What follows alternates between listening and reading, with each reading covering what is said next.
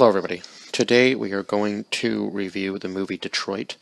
Now this movie is based on true events, and it was, I didn't actually know about this, I don't think, in history. I don't think it was ever taught to us here in Canada anyway.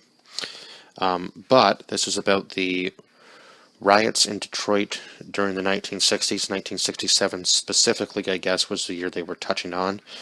And I was kind of trying to remember what happened at the very beginning of the movie because it is crucial to the plot, but there was so much that happened, it was kind of just like a very wild ride, let's just say that. And I did say at the very end that they over-dramatized some of the stuff just for the film because due to what they had in evidence, they didn't have enough to make the film out of it, so they were going by witness accounts, I guess, of what everybody experienced and what was said that they experienced, so that's what they kind of had to go off of for one of the more serious incidences in this film.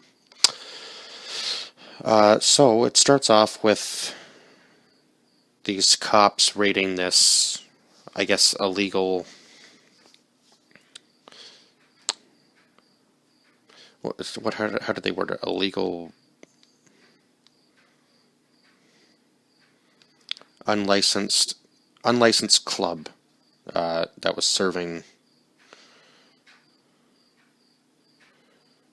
liquor, and obviously this was a race war type thing. So the club was all black men, and the one detective, I believe, that was on the case was actually black as well. So I don't know. It's very very hard to, when he seemed like the lead guy on the case, and he was trying to take all of them away to prison, and I know he has to kind of be like that guy, I suppose. I guess the thing they were trying to do was make it feel like he was forced to be put in that position, sort of thing. But they don't like him any better than they do the white cops, so I guess maybe they just see him as the enemy too, because he's wearing blue. I don't think he was actually wearing blue. I'm not sure what color his uniform was, or whether he was in a suit. Not that that really matters, but so then after that, all these riots start happening. I guess the people have had enough. It talks about how the black people were segregated into like a certain community. And then we follow, so all that happens, all the riots happen, the National Guard's brought in for a whole, basically to keep the town in curfew. They're trying to set this curfew in place so that there aren't riots out on the streets. And the communities are burning themselves down, so some people are trying to get them to understand that burning everything to the ground won't help. You're just basically tearing your own towns and cities apart. But most people don't want to listen. It just continues on and on. And then there's this incident at the, was it the Argyle Hotel? Where this, yeah, Algire's Motel, I guess, was the name of it. And we're introduced to this cop early on in the film, played by, holy crap, a lot of people in this movie. Will Poulter played Krause, Ben O'Toole played Flynn, and Jack Runner played Demmons. And they were crooked cops, especially Krause. It looks like in the very opening scene that he's just trying to catch a fleeing perp. That's what you would call them if you were a police officer. They catch this one kid stealing from a grocery store, so they chase him down, and he fires his weapon and hits him once, and then fires again and hits him again, and he didn't pull a weapon, so he was just shooting him because he was running. But I guess the police officers are just as, it kind of made it look like he didn't really know what to do in that situation. in the first go, but then when they're at the Argyle Motel, it's very obvious that he's just a piece of shit with the way he treats everybody. Because there's this, what was it, a cap gun?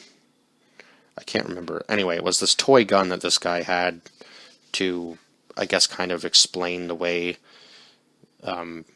they were being treated. So he pretends to shoot one of his buddies, and then he lets this gun go off out the window. And of course, they were having problems with snipers in certain areas, and some of those scenes were, they didn't even wait. If they saw like a glint or flash in a window, they just shot. And some of it was not good, to say the least, what the outcome of that was. So these cops and military men are hearing these shots go off, as well as this character that's security for this one grocery store. How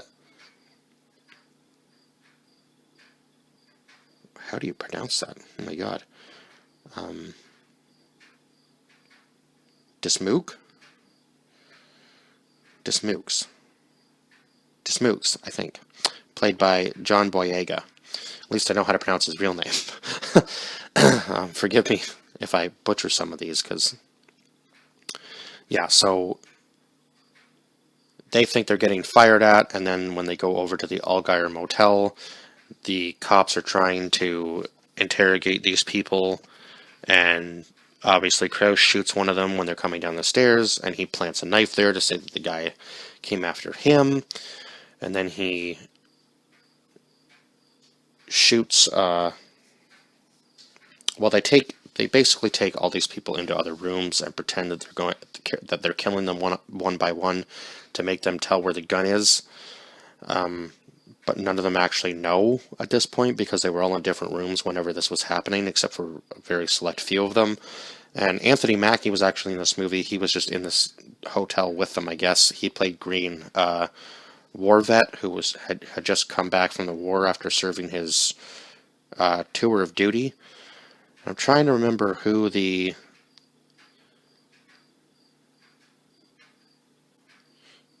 main guy was. Tyler James Williams played Leon, the kid who was shot in the beginning of the movie. And who was the one... I can't remember whether it was Larry or Fred. That was the really good singer. Let me just see here. Actually, let me look up pictures from the movie, then I would know for sure.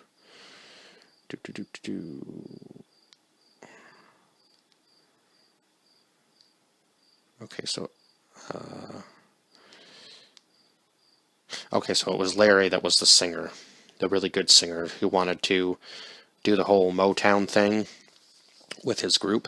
I can't remember what his group was actually called, but it was him and I think 5 other guys, and I guess his brother must have been Fred. That would make sense, wouldn't it? I'm gonna say that his brother was Fred.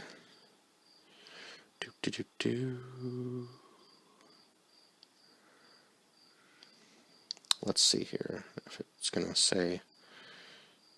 Okay, it's not gonna tell me there.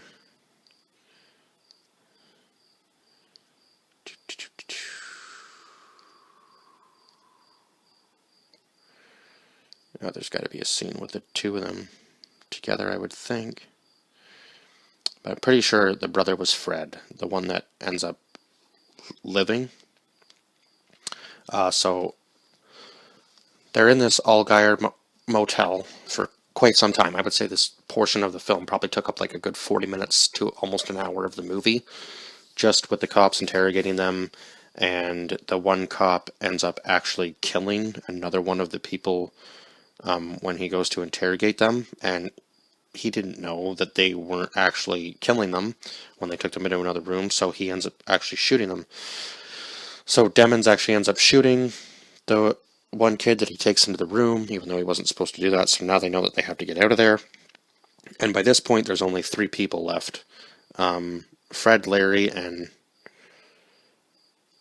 who was the other guy that was with them? I can't remember.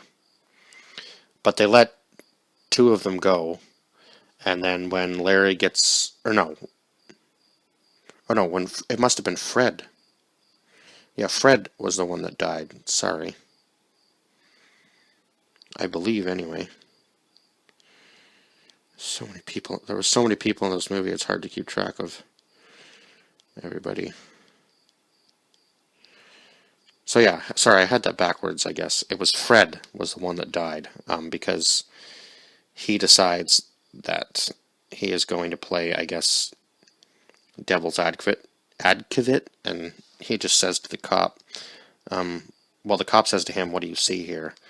And he goes, "I see a dead, like, you shot him." And he goes, "Okay, let's try this again. What did you see here?" And he tries to tell him nothing, and he goes, "Man, there's a dead body there." So the cop, so Krauss shoots him as well.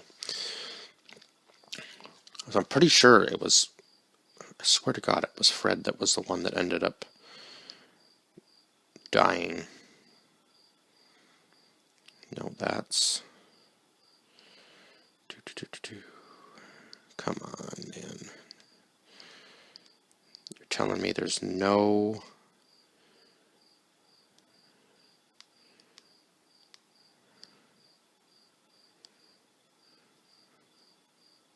Whoops. How do I do this?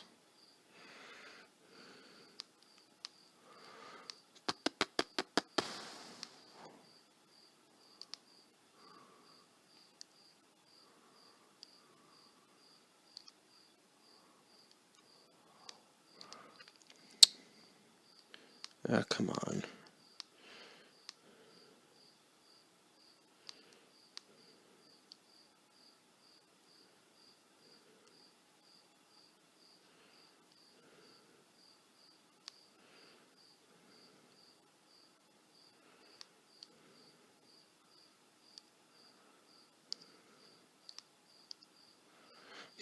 It's not, I don't know why he's not even credited in any of the photos. That just seems weird to me. But I'm looking for the guy in the photos who played Fred, because that would really give it away. But I believe, now I'm second guessing myself on who it was that was actually the person that died in that room. Oh, God. I believe it was Fred, though. That was the one that decided that he was going to be, I guess, talk back to the cop, even though he should have known that wasn't a good decision. But L. Guy Smith played Larry, and Jacob Latimore played Fred. So I believe they were the brothers. And there were two girls with them at the Elgire Motel. And where are they cast in this film? You would think they would be up there farther. Caitlin Dever played Karen, and Hannah Murray played Julie. I believe those were the two girls that were with them. See, there's so many people in this film. Also, John Krasinski was the attorney for the three cops. And when they were in court, they ended up, obviously, getting away with it. They were found not guilty.